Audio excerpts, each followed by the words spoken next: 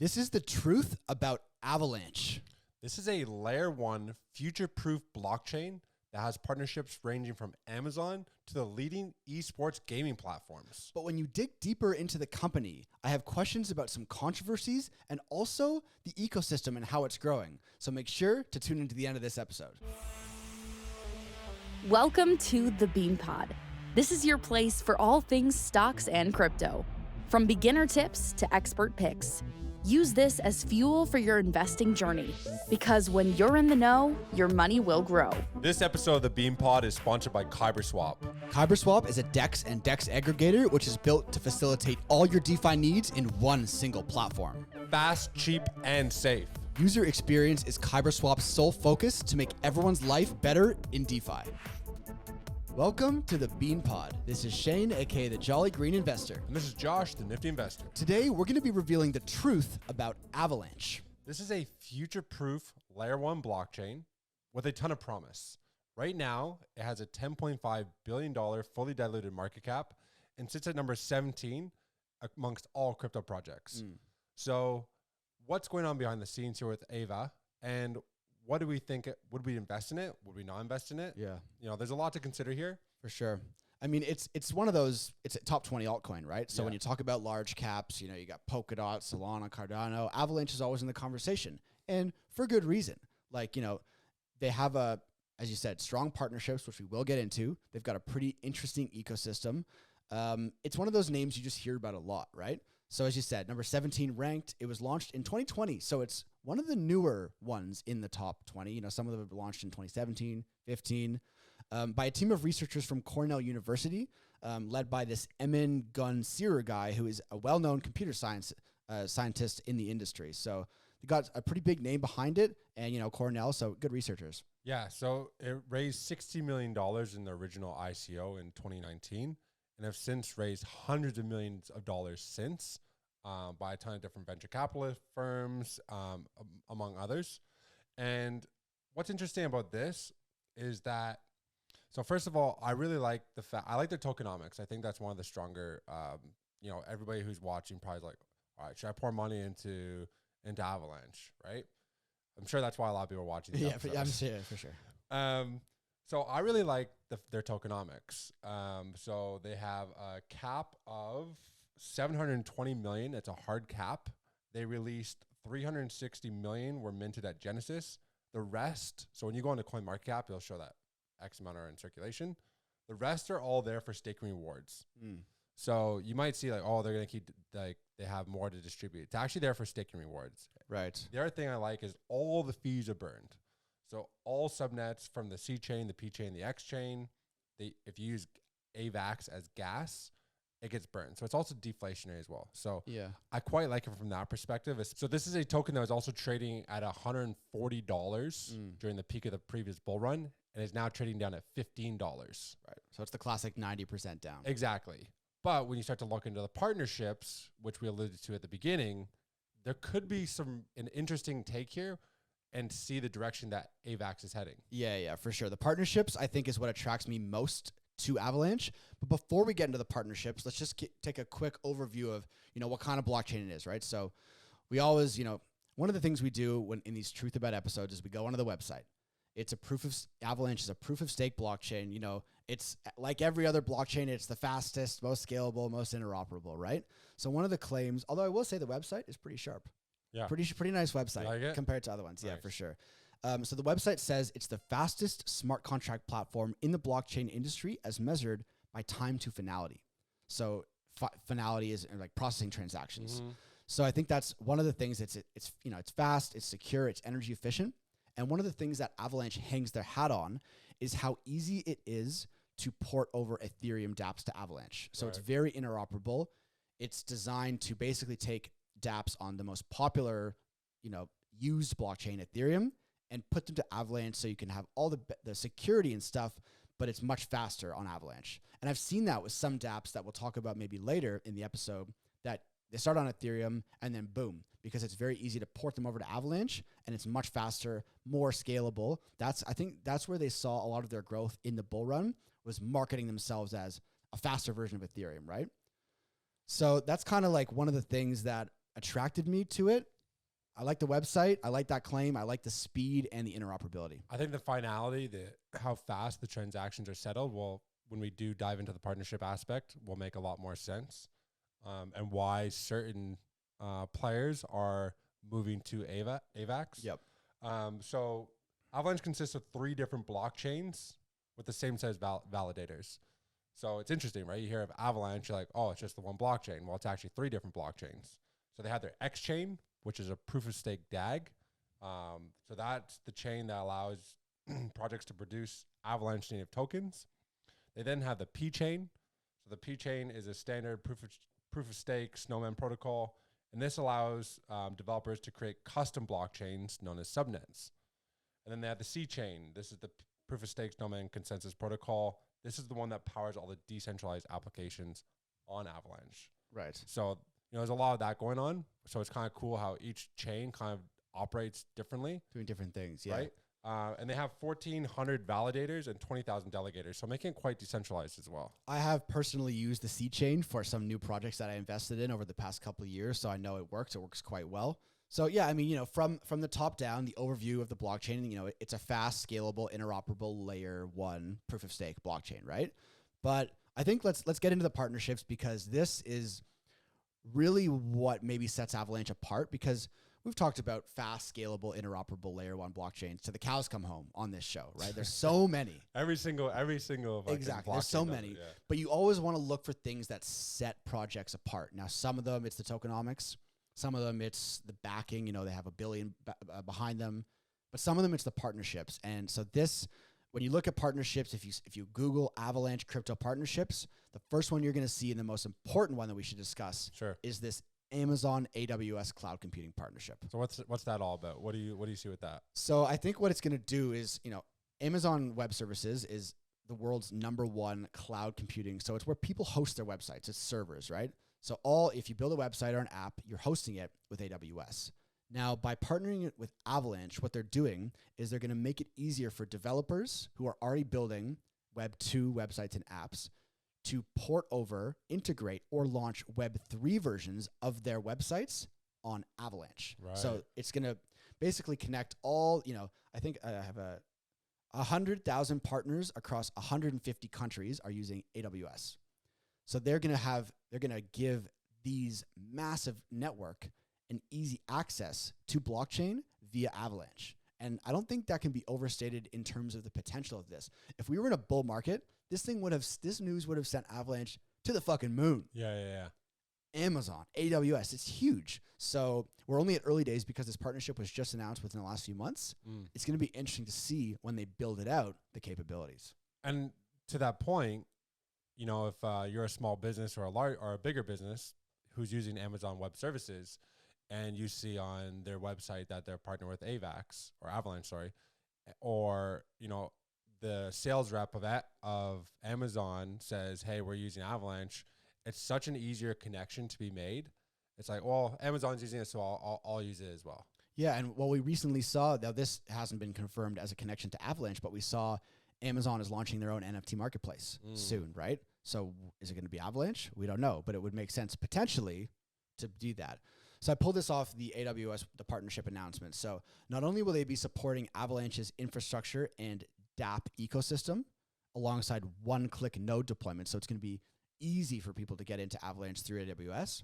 However, this also includes Ava Labs, which is the company behind Avalanche, joining AWS Activate, which is a program that helps startups and early-stage companies through its platform.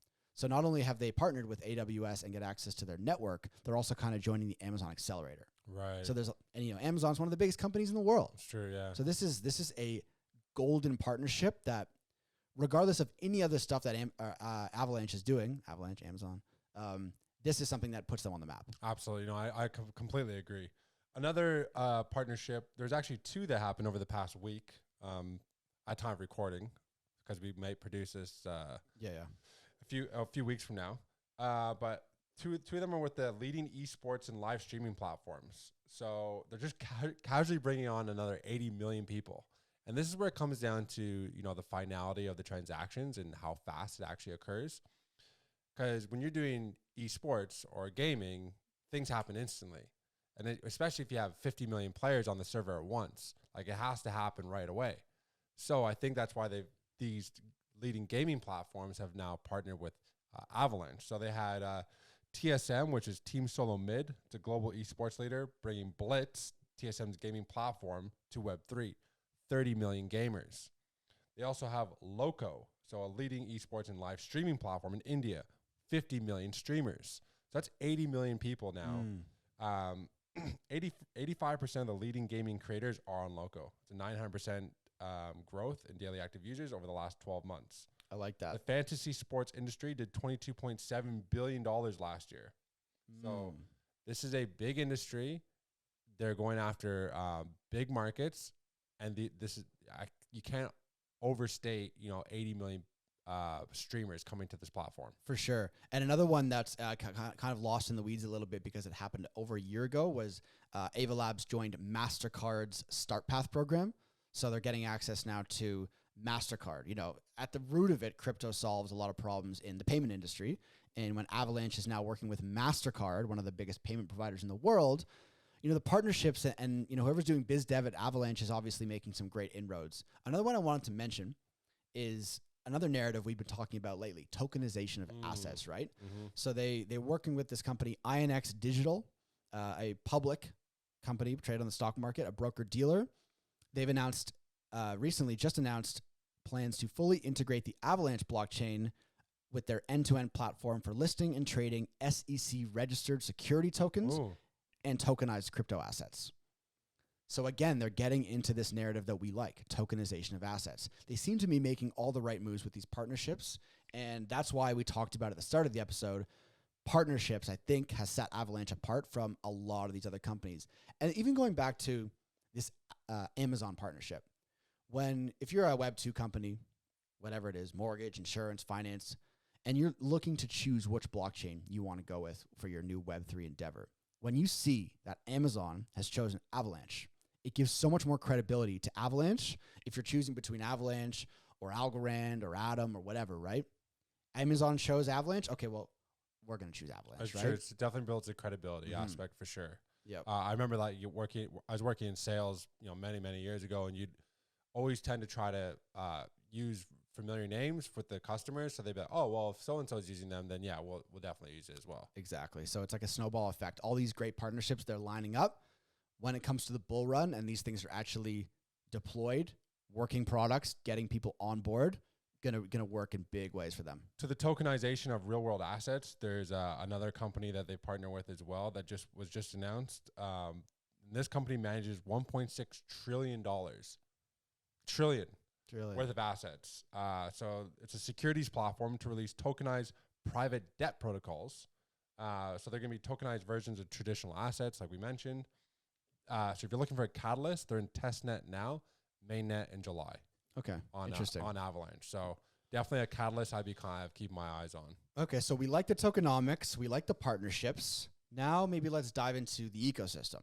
Okay. So this is where maybe it wasn't quite as impressive as some of the other projects we've talked about. We've talked about certain things, maybe near protocols making inroads to GameFi. And, this one is big in metaverse or DeFi. So with Avalanche, it seems like really they're DeFi specific. So when you go into DApp Radar and look at all the dApps that are running on AVAX, they've got 500 dApps, which is a pretty solid number. But all of the ones that had any sort of significant users were all DeFi apps. So you have Trader Joe, which is the top DEX on Avalanche, 2.5 thousand users. They're also a big component of Aave. There's a lot of Avalanche transactions on Aave. GMX, the top decentralized perpetual exchange, uses Avalanche on some parts of it. Benki and Pangolin, other popular dApps on Avalanche. It's all DeFi. Not a lot of GameFi. I mean, NFTs on Avalanche, mostly non-existent. So I'm not seeing a lot of growth and users yet in some of these narratives and sectors that we kind of like to see. Yeah, I mean, to that point though, these are so recent. Like this is just this week where they have TSM and then Loco. True. So we might see some potential here leading forward, which is good for me as an investor or anybody who's watching. to see, where the token price is and know that, to your point, they have been DeFi specific, but there is this gaming industry that seems to be slowly working its way onto the AVAX ecosystem, plus the tokenization of real world assets. Yeah, for sure. Yeah. Absolutely. It's a good point. And when I mentioned that NFTs have been non-existent on Avalanche, it is worth noting that OpenSea did just launch support for Avalanche NFTs in late 2022. So again, it's like, just because it hasn't happened to this day doesn't mean that there isn't potential for it to grow. But, when we do these truth about, we always like to look at what have they done to this point. And the ecosystem, for me, it hasn't gotten to the point where it's quite at the level of other ones. However, doesn't mean that they don't show potential. I think just to have an idea here is what we can end up doing in our future episodes is doing. So once we do the truth about Avalanche, the truth about Polkadot, we could do deeper dives into the actual ecosystems and maybe find like the top 5 projects or so from each one. For sure. Because about 9 months ago or so, they had about 190 some odd projects. Now they have 307 projects. Okay. Currently in development. So they are definitely growing that way. I was on DeFi Llama and checked out the total value locked. Obviously, we're in a bear market, so there's not as much usage on the platform at the moment. They went from $11 billion in peak bull run to $850 million TVL. That's brutal. So it's down substantially. Yeah. Something else I wanted to highlight too was that Luna held $2 million AVAX tokens. So there's a substantial sell-off as well there as well. Right. So they withstood that. They withstood it. Yep. I think UST was actually going to launch their stable coin on AVAX. Okay, as well. interesting. Just some figures to back up. When I talk about ecosystems and not a lot of users, so the top game listed on DApp Radar for AVAX ecosystem was called Monstera. Has 300 active users. The top NFT marketplace, this Trader Joe's of Joe Pegs. Yeah. Joe Pegs. Clever name. Yeah, I like that. 300 active users. Right. That's basically crickets. It's nothing. So that's it's a concern.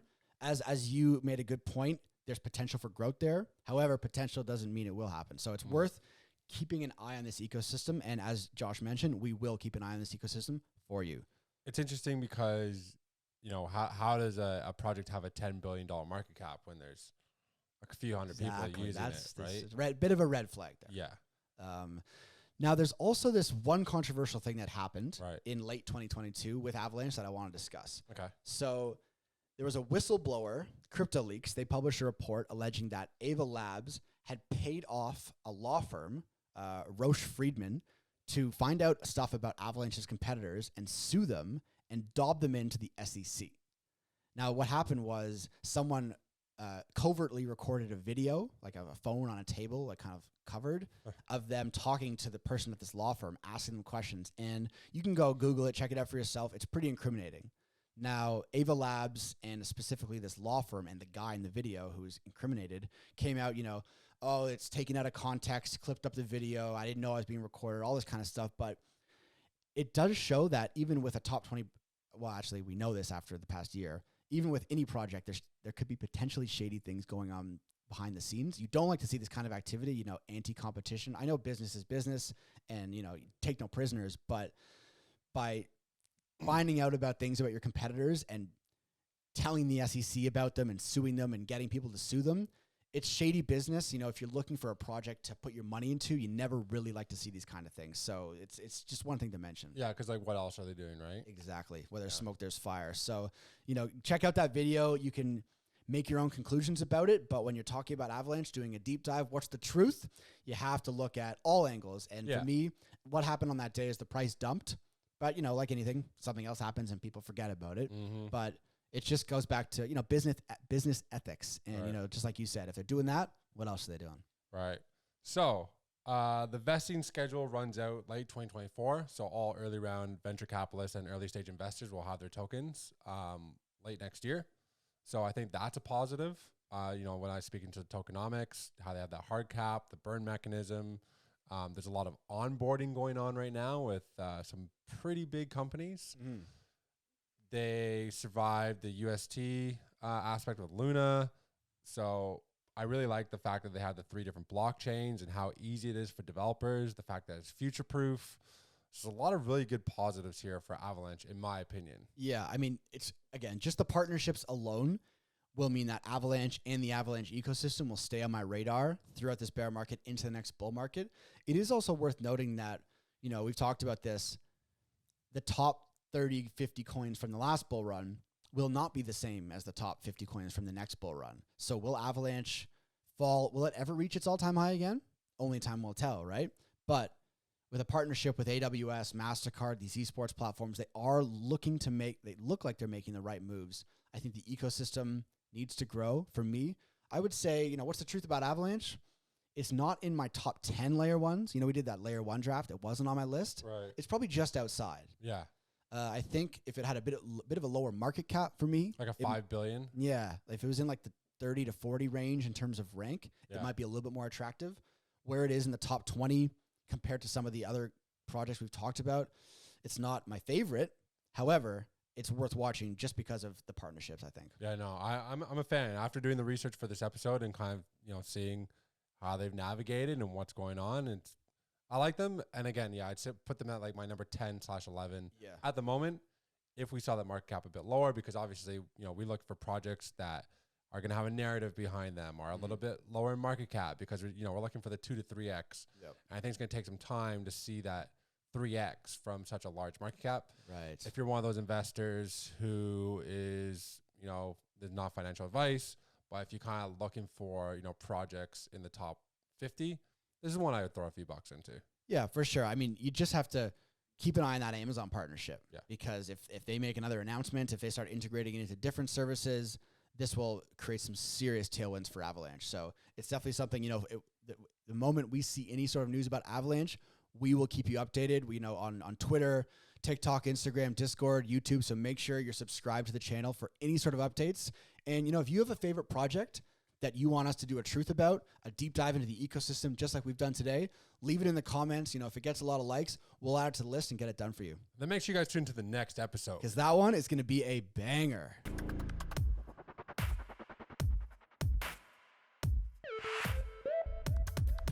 All views expressed by speakers on the BeanPod are solely their opinions. You should not treat any opinion expressed on the BeanPod as a specific inducement to make a particular investment or follow a specific strategy, but only as an expression of their opinion. This podcast is for informational purposes only.